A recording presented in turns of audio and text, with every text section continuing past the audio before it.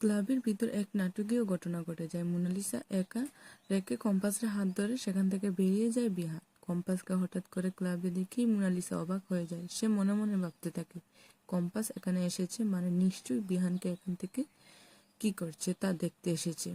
মোনালিসার ভেতরে ভেতরে খুব রেগে যায়, কিন্তু তখন বিহান এতটাই মাতাল ছিল যে সে ঠিকমতো কিছুই বুঝতে পারছিল না। সে একের পর এক ড্রিঙ্ক করে যেতেই থাকে। অন্যদিকে মোনালিসা ভাবতে থাকে, না, আমি কিছুতেই বিহানকে হারাতে পারি না, বিহান শুধু আমারই হবে। একথা ভেবে মোনালিসা নিজেকে বিহানের ভবিষ্যৎ স্ত্রী হিসেবে কল্পনা করতে থাকে। অন্যদিকে কম্পাস খুব চিন্তায় পড়ে যায়। সে ভাবতে থাকে, বিহান স্যার এভাবে মদ খেতে থাকলে তো অসুস্থ হয়ে পড়বেন।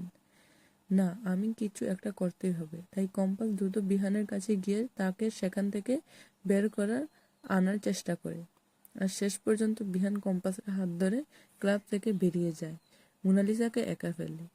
তো বন্ধুরা, কেমন লাগলো ভিডিওটা? যদি ভালো লাগে থাকে তাহলে অবশ্যই একটি লাইক দাও এবং আমার চ্যানেলটিকে সাবস্ক্রাইব করে পাশে থাকো। ধন্যবাদ সবাইকে। দেখা হবে পরবর্তী পর্বে।